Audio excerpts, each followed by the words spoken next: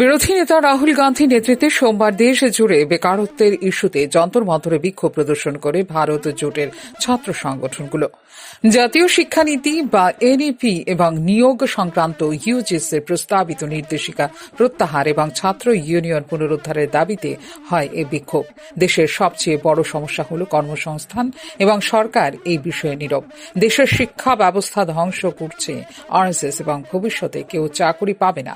বিশ্ববিদ্যালয়ের উপাচার্য পদে নিযুক্ত করা হচ্ছে আরএসএস এর লোক বলে মন্তব্য করেন বিরোধী দলনেতা রাহুল গান্ধী। एक संगठन हिंदुस्तान का जो भविष्य है, हिंदुस्तान का जो फ्यूचर है, हिंदुस्तान का एजुकेशन सिस्टम है, उसको खत्म करने में लगा है। उस इंस्टीट्यूशन, उस संगठन का नाम आरएसएस है।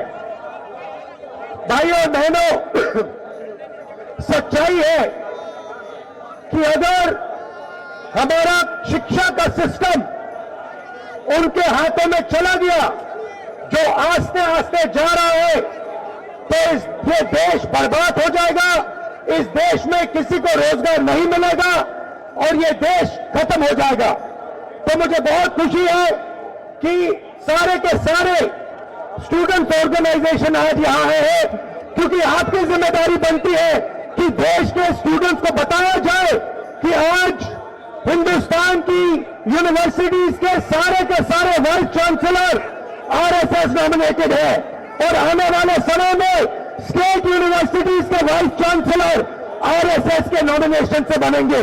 এদিনের বিক্ষোভে অংশ নিয়েছিল national students union of India, all India students association, students federation of India, all India students federation, Muslim students federation, Samajwadi ছাত্র সভা এবং ছাত্র রাষ্ট্রীয় জনতা দল। এর আগে যন্তর মন্তরে ইউজিসির নতুন নিয়মের বিরুদ্ধে প্রতিবাদ করেছিল ডিএমকে। ইউজিসির নতুন নিয়মগুলিকে স্বৈরাচারী এবং সংবিধান বিরোধী বলে অভিহিত করে অবিলম্বে তা প্রত্যাহারের দাবি জানিয়েছে ইন্ডিয়া জোট। সারা দেশে আরএসএস এর এজেন্ডা বাস্তবায়ন করতে চায় বিজেপি বলে অভিযোগ করে ইন্ডিয়া জোট। কর্ণাটক, তেলেঙ্গানা, হিমাচল প্রদেশ, ঝাড়খণ্ড, কেরল এবং তামিলনাড়ু ইতিমধ্যে বিরোধিতা করেছে ইউজিসির নতুন খসড়া। উল্লেখ করা যেতে পারে, জানুয়ারি মাসেই বিশ্ববিদ্যালয় ও কলেজগুলিতে উপাচার্য, শিক্ষক এবং একাডেমিক কর্মীদের নিয়োগের জন্য খসড়া প্রবিধান জারি করে ইউজিসি। এই খসড়া অনুযায়ী রাজ্য বিশ্ববিদ্যালয়গুলিতে উপাচার্য নিয়োগের ক্ষেত্রে আরও ক্ষমতা দেওয়া হবে চ্যান্সেলরকে।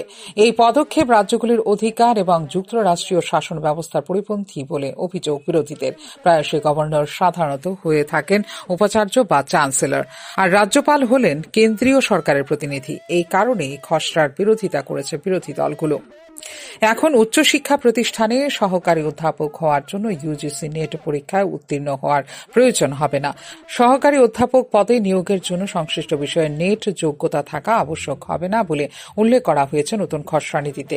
বর্তমান ইউজিসি নির্দেশিকা 2018 অনুসারে সহকারী অধ্যাপক পদে নিয়োগের জন্য প্রার্থীকে অবশ্যই সেই বিষয়ে নেট ডিগ্রি থাকতে হবে যে বিষয়ে স্নাতকোত্তর করেছেন সংশ্লিষ্ট প্রার্থী।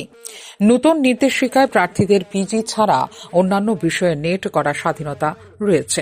এছাড়াও নেট না করেও পিএইচডি ডিগ্রিধারী প্রার্থীরা সহকারী অধ্যাপক পদের জন্য আবেদন করতে পারবেন সরাসরি।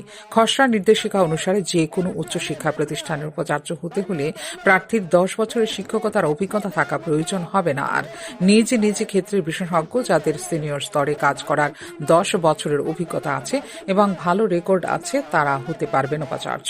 ইউজিসি নতুন খসড়া নির্দেশিকা অনুসারে একটি কমিটি গঠন করবেন বিশ্ববিদ্যালয়ের চ্যান্সেলর, যারা চূড়ান্ত সিদ্ধান্ত নেবেন উপাচার্য নিয়োগের বিষয়টিতে। Bureau report, news now.